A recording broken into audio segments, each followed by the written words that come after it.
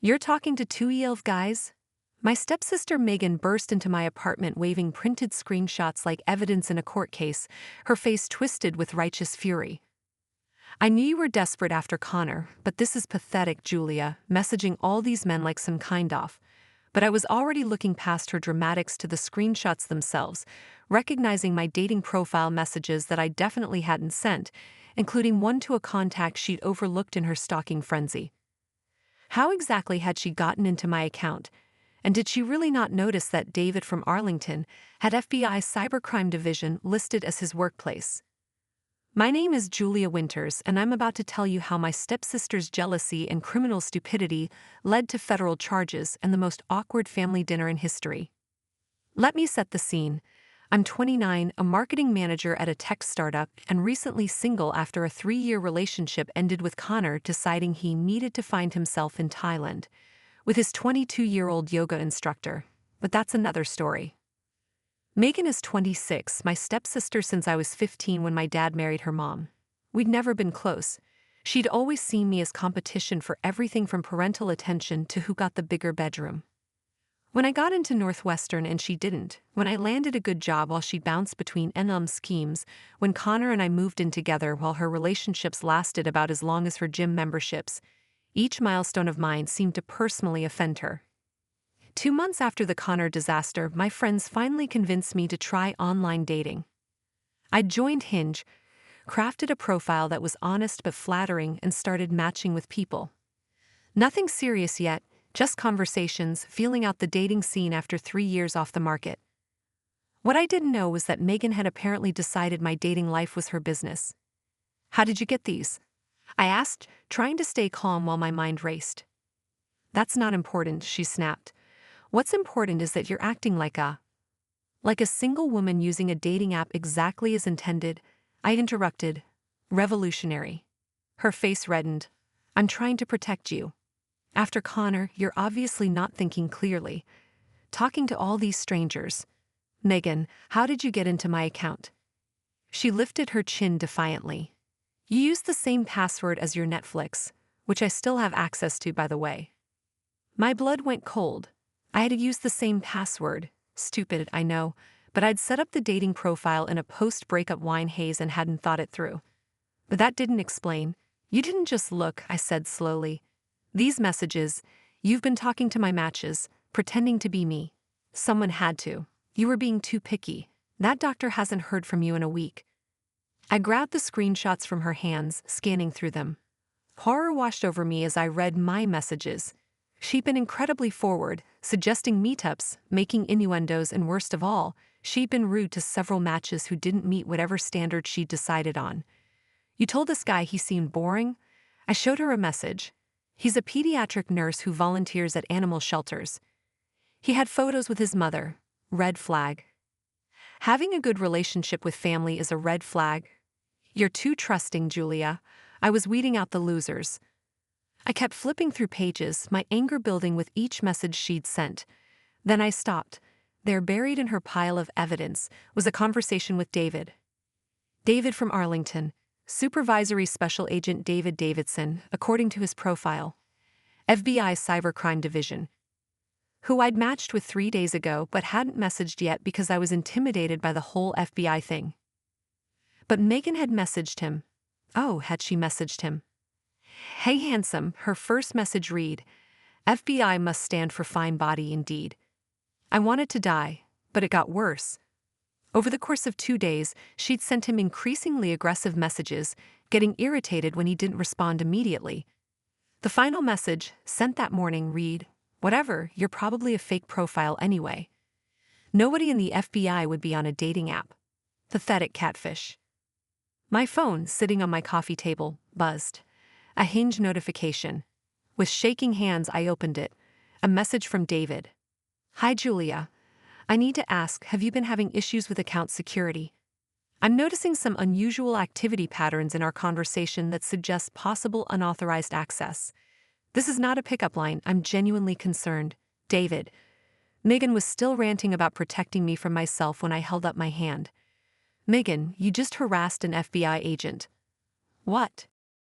"David, the one you called a pathetic catfish. He's an actual FBI agent in the cybercrime division, and he thinks my account has been hacked. The color drained from her face. He's probably lying. My phone rang. Unknown number. Hello. Ms. Winters. This is Special Agent David Davidson with the FBI. I'm calling about your dating profile. I believe someone may have gained unauthorized access to your account. I looked directly at Megan. Yes, Agent Davidson, my stepsister just confessed to hacking my account and impersonating me. I see. Is she there now? Standing right in front of me. Could you put me on speaker, please? I did. David's voice filled my apartment, professional and serious. Ma'am, accessing someone else's online accounts without permission is a violation of the Computer Fraud and Abuse Act. It's a federal crime. Megan's mouth opened and closed like a fish. I had her password. We share passwords. Did Ms. Winters give you explicit permission to access her dating profile? No, but did she give you permission to send messages pretending to be her? I was helping. Ma'am, what you've described as identity theft, wire fraud, and cyber harassment, these are serious federal offenses. Megan burst into tears. Julia, tell them. Tell them I didn't mean it. I really looked at her. 26 years old, still living with our parents, still blaming everyone else for her problems, and now committing federal crimes out of jealousy. Agent Davidson, I said calmly, what do you need from me? I'll need to take a full statement. Can you come to the Arlington field office tomorrow? Bring any evidence you have, screenshots, access logs, anything showing unauthorized use. I'll be there. And ma'am, he addressed Megan, I suggest you contact a lawyer. Don't delete anything from any device. That would be destruction of evidence, which is an additional charge. He hung up. Megan stared at me, mascara running down her cheeks. You're seriously going to report me to the FBI? I'm your sister. Stepsister, I corrected, and you committed multiple crimes because you couldn't stand the idea of me being happy. I was protecting you. From what? From nice guys who volunteer at animal shelters, from doctors who respond politely, from FBI agents doing their literal job. She grabbed her purse, heading for the door. Mom is going to hear about this. Dad will make you drop it. Megan, I called after her. Check David's last message. She paused, pulling out her phone. There it was, sent while we were talking. IP address logged. Screenshots captured. Digital forensics team notified. Suggest you retain counsel. The door slammed behind her. I sat on my couch, processing what had just happened. Then I opened Hinge and typed a message to David. Hi, David. Thank you for catching that. I'm sorry about the messages. That wasn't me. The person responsible has been identified. I'll see you tomorrow at the field office. The real Julia. PS FBI definitely doesn't stand for fine body indeed. I'm mortified. His response came quickly. No need to be embarrassed. You're not responsible for someone else's actions. See you tomorrow. P.S. For what it's worth, your actual profile was what caught my attention. The pediatric nurse volunteer seems nice too. Maybe give him another shot. I laughed despite everything.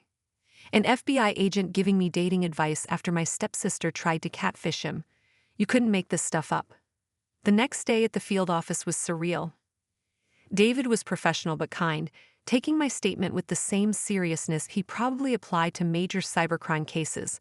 He showed me the full extent of Megan's activities. She'd accessed my account 47 times over 2 weeks, sent messages to 23 different matches, and even changed some of my profile information. She added, looking for a father figure to your bio, he said, turning his laptop toward me. Oh my God. And changed your job title to Instagram influencer. I work in marketing. I figured. Your original profile mentioned campaign management. That's actually what made me suspicious. The personality shift was dramatic. Over the next week, the situation exploded. Megan was formally charged with identity theft and cyberstalking. Our parents were horrified, not at Megan, but at me. She's family. My stepmother wailed at the world's most awkward family dinner. How could you involve the FBI? I didn't involve them, I pointed out. Megan involved them when she harassed a federal agent while pretending to be me. She was trying to help, my dad said weakly. She told a social worker he wasn't man enough for me and sent aggressive messages to a cybercrime specialist. How is that helping? You don't understand, my stepmother continued. Megan's just protective. She sees how men treated you. Connor leaving like that.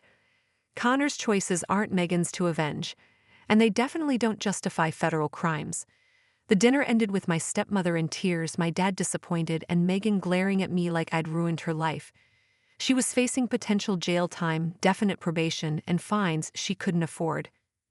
But here's the plot twist. David and I actually became friends. After the official FBI business was handled, he reached out.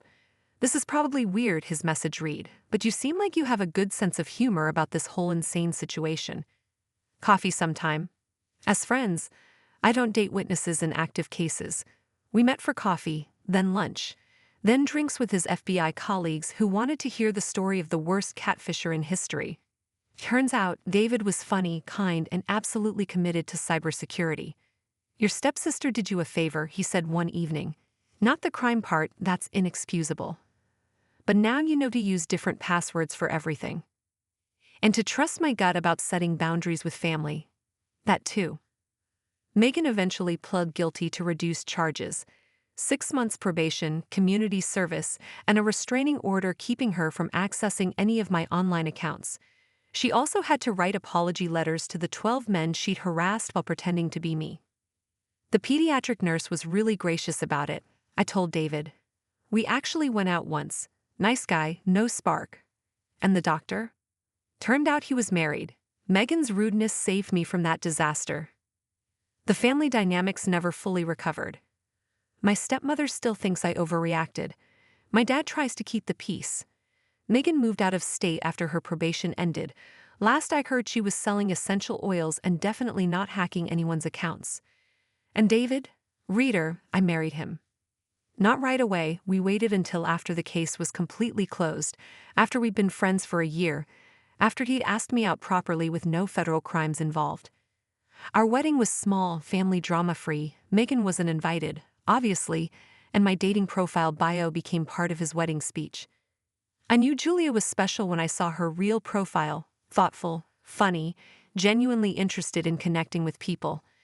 I knew she was the one when she handled a federal investigation with more grace than most people handle a bad coffee order, though I'm glad her stepsister never got to add her suggested bio edit, seeking FBI agent for conjugal visits. The crowd laughed. I groaned. Somewhere, Megan was probably plotting revenge. But she'd have to get through FBI-level cybersecurity first. And my husband. Funny how federal crimes can lead to federal marriages, though I don't recommend it as a dating strategy.